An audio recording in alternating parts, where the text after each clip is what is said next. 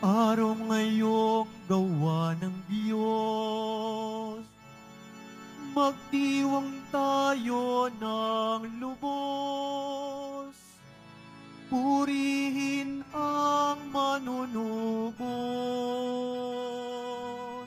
Alleluia, Alleluia,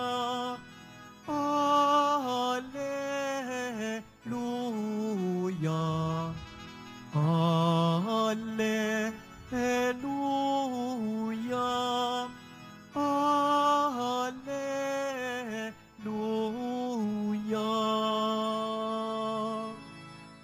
Sumainyo ang Panginoon. At sumaiyo din. Ang mabuting balita ng Panginoon ayon kay San Lucas. Papuri sa iyo, Panginoon. Noong panahong iyon, samantalang isinasalaysay ng mga alagad ni Jesus ang nangyari sa daan at kung paano nila siyang nakilala nang pagpira-pirasuhin niya ang tinapay. Si Jesus ay tumayo sa gitna nila. Sumainyo ang kapayapaan, sabi niya sa kanila. Ngunit nagulat sila at natakot sapagkat akala nila'y multo ang nasa harapan nila.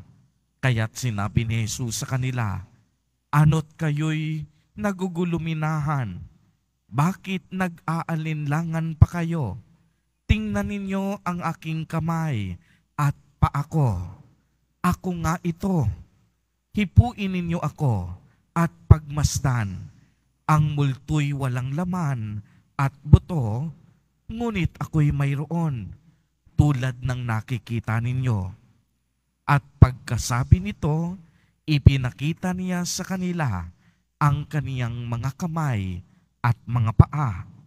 Nang hindi pa rin sila makapaniwala dahil sa malaking galak at pagkamangha, tinanong sila ni Jesus, may makakain ba riyan?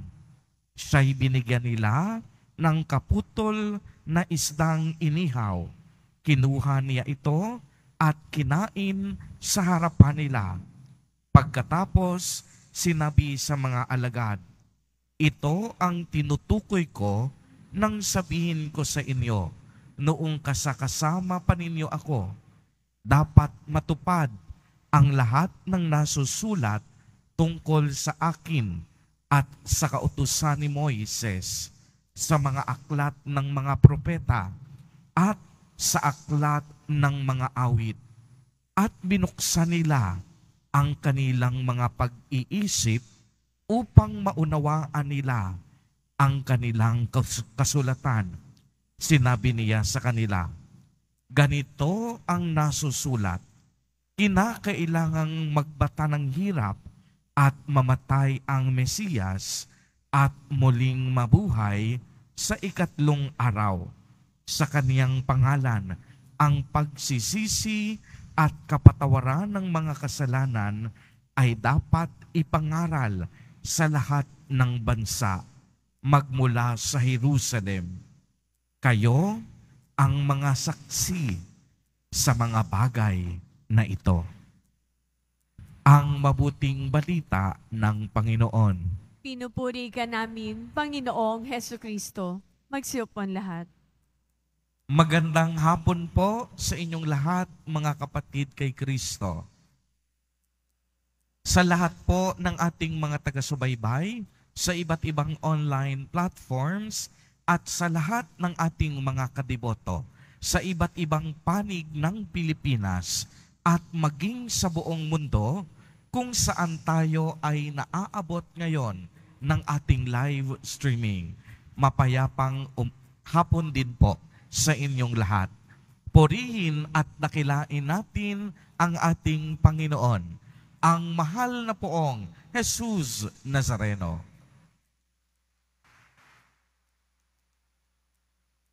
Mga kapatid kay Kristo at mga kadiboto, malugod po namin kayong tinatanggap sa Basilica Minor at Pambansang Dambana ni Jesus Nazareno. Tayo po ay patuloy na nagagalak at nagdiriwang dahil ang muling pagkabuhay ni Jesus Nazareno ay nagbigay sa atin ng ibayong kagalakan at pag-asa. Ang kaniyang muling pagkabuhay ay nagpapatingkad sa ating pananampalataya at ito rin ay mas lalong nagpatatag sa ating pag-asa para sa kaligtasang kaloob sa atin ng Diyos Ama. Ang atin pong ebanghelyo sa araw na ito ay ang pagpapatuloy ng ebanghelyo kahapon.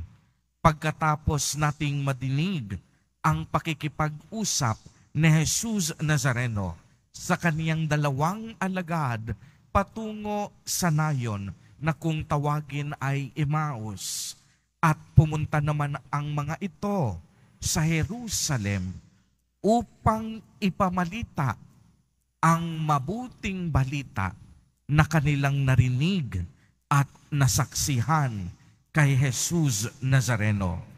Tunay nga pong ang muling pagkabuhay ni Jesus ay naging usap-usapan na sa iba't ibang bayan at sa maraming tao. Subalit, marami pa rin ang hindi makapaniwala.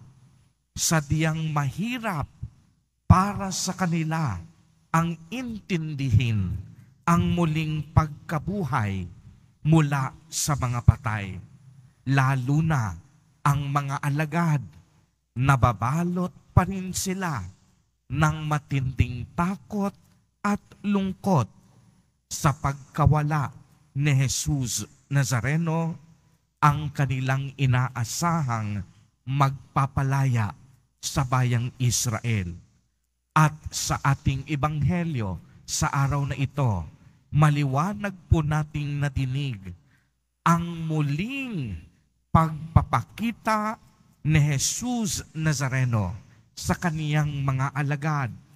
Sa una, natakot sila sapagkat ang akala nila na si Jesus Nazareno ay isang multo. Subalit, ipinakita niya ang kaniyang mga kamay at mga paa na nagpapatunay na tunay ngang nabuhay siyang muli.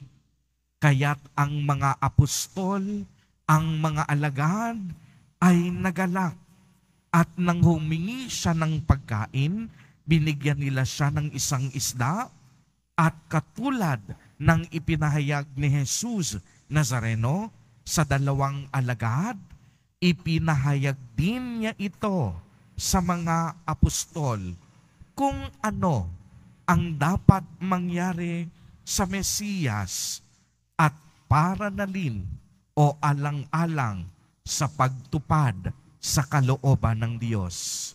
Tingnan po ninyo ito, pagmasdan niyo si Jesus Nazareno. Imbis na magalit siya sa kaniyang mga alagad dahil sa kawalan ng kanilang pananampalataya, sa kadahilanang sila'y takot na takot at punong-puno ng pangamba, ang mahal na poong Jesus Nazareno nanatiling maunawain at mapagpatawad. Uulitin ko po, sa kabila ng pagkatakot at pangamba ng mga alagad ni Jesus Nazareno, imbis nagalit ang kanyang ipinadama, tingnan ninyo ang kanyang pangunawa at pagpapatawad pa rin ang nangingibabaw at naghahari. Sa halip na magalit siya sa mga alagad at mga apostol, kapayapaan ang unang pagbati ni Jesus Nazareno. Dapat magalit siya kasi ang mga apostol, iniwanan siya sa krus. Dapat magtaas siya ng boses dahil ang mga apostol nagtago sa gitna ng kaniyang paghihirap. Ang kaniyang apostol na si Simon Pedro, itinatwa pa siya 3 beses.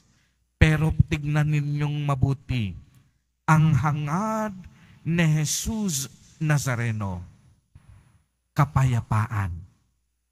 Di po ba't sa tuwing tayo ay nagdiriwang ng banal na Eucharistia, hinahangad din natin ang kapayapaan sa bawat isa. Peace be with you. Sumainyo ang kapayapaan. Ibinabahagi natin ang kapayapaan bago natin tanggapin si Jesus Nazareno sa banal na komunyon. Kaya nga kung tayo ay nagbibigay ng kapayapaan, dapat wala ring lamang galit sa ating puso. Kagaya ni Jesus Nazareno, sa tuwing tayo'y tatanggap ng kaniyang katawan, dapat ang laman ng ating puso, pag-ibig, kapayapaan, at kapatawaran. Mga kapatid kay Kristo at mga katiboto, kapayapaan at kapatawaran ang tanging hangad sa atin ni Jesus Nazareno. Lagi nating tatandaan, mailan ulit man nating siyang iwanan at saktan, ang pag-ibig niya sa atin kailanman hindi mababawasan at hindi magbabago. Patuloy po siyang maghahangad, hindi ng galit o paghihiganti. Subalit si Jesus Nazareno, patuloy na maghahangad ng mabubuting bagay para sa bawat isa sa atin. Hindi kailanman siya magtatanim ng galit at sama ng loob. Hanggang sa huli, kapayapaan ang hangad niya sa bawat isa sa atin.